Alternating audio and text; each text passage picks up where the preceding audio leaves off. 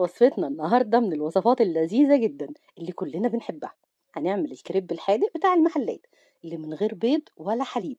جربت طرق كتير جدا لعمايل الكريب، حطيت حليب وحطيت بيض، بس لقيته بيبقى طري زيادة عن اللزوم، ما بيبقاش واخد القرمشة الحلوة اللي احنا عايزينها. اللي بالحليب أو البيض بيبقى أكتر مع الكريب الحلو، لكن الكريب المالح دي كانت أفضل طريقة جربتها وحبيت أشاركها معاكم. يلا بينا نعمله مع بعض على طول. بس لو أول مرة تشوفوني أنا جيهان عزب. إذا عجبكم الفيديو ما تنسوش تعملوا له لايك وشير، وإذا كنتم جداد على القناة يسعدني اشتراككم ووجودكم معايا فيها. معايا 3 كوبايات من الدقيق، هنضيف عليهم معلقة صغيرة من السكر ونص معلقة صغيرة من الملح، وهنقلبهم مع بعض.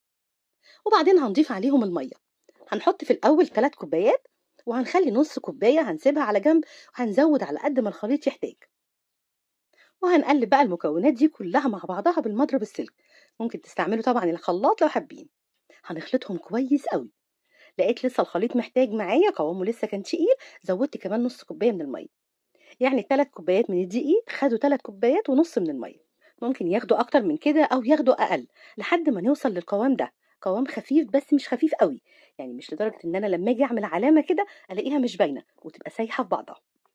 وآخر حاجة هنحطها عليه معلقتين كبار من الزبدة السايحة أو السمنة.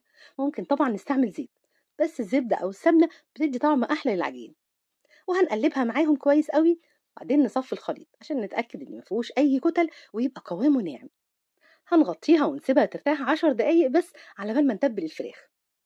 في طبق هنحط معلقتين كبار من زيت الزيتون أو زيت نباتي المتوفر منهم نستخدمه، وعليهم عصير ليمونتين، ومعلقتين كبار من الصويا صوص.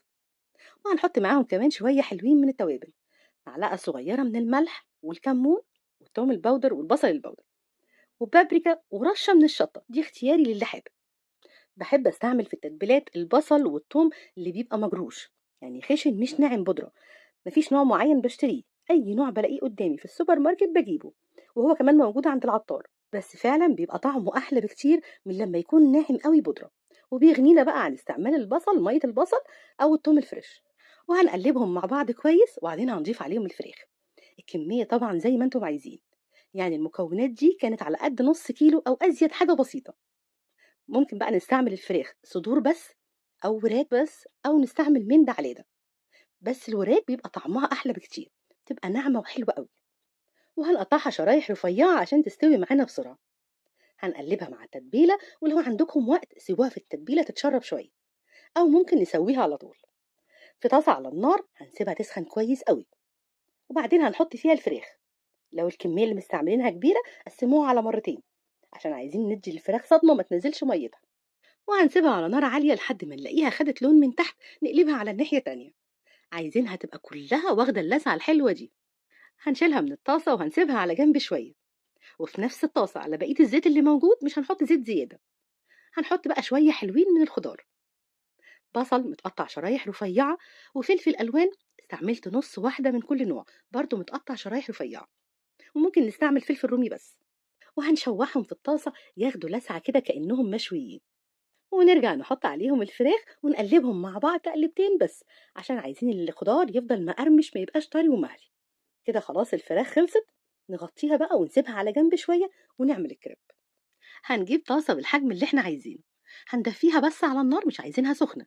وهنحط فيها كمية من الخليط تبقى مناسبة لحجم الطاسة، يعني عايزينها تبقى طبقة خفيفة. حطوا الخليط في نص الطاسة ولفوها بالراحة عشان يتفرد في الطاسة كلها. ونحطها على النار تبقى الحرارة معانا متوسطة.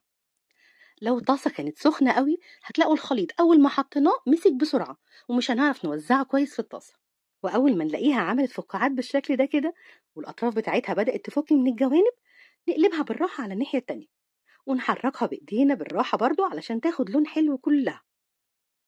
وقبل ما تحطوا كمية تانية في الطاسة ابعدوها برضو عن النار وسيبوها تهدى شوية.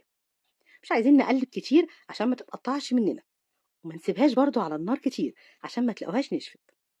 وأول ما نلاقيها استوت من الناحيتين نطلعها على طول على فوطة ونغطيها من كل ناحية كويس جدا عشان ما تنشفش. وكل ما نخلص واحدة نحطها عليها. وكده خلاص خلصت كل كمية الكريب. طبعا الكمية هتختلف حسب حجم الطاسة اللي احنا استعملناها، كبيرة أو صغيرة. الكريب طالع طري جدا مع إن مفيهوش ولا لبن ولا بيض. أهم حاجة تغطوه كويس على طول أول ما يستوي، عشان يفضل معانا طري. وكده الكريب خلص وبقى جاهز على الحشو. حطوا بقى أي حشوة انتوا عايزينها، حشوة الفراخ اللي عملناها، أو ممكن كمان نعملها بالبطاطس. ممكن تعملوه بأي حشوة تانية تعجبكم. حطوا جواه فراخ ستريبس، حطوا جواه شاورما، حاجات كتير قوي تنفع معاه، وكلها بيطلع طعمها حلو جدا مع كريب. حطوا كمية كويسة عشان ما يبقاش فاضي، بس برضو نخلي بالنا انها تبقى كمية مناسبة عشان نعرف نقفله. هنجيب بقى طاسة ونمسحها بشوية من الزيت وهنحط فيها الكريب. عايزينه ياخد الطبقة المقرمشة الحلوة اللي بتبقى من بره. هنخلي النار معانا هادية ونسيبه يتحمر براحته. لما يتحمر نقلبه على الناحية التانية وياخد برضو اللون الحلو بتاعه، يبقى مقرمش وكريسبي من كل ناحية، ويطلع معانا بالشكل الحلو قوي ده. وقدموه وهو سخن، وحطوا معاه أي صوص للي حابب يزود. جربوه وهستنى تقولي رأيكم فيه، ومتأكدة إن هو هيعجبكم جدا. وبألف هنا على قلوبكم مقدما.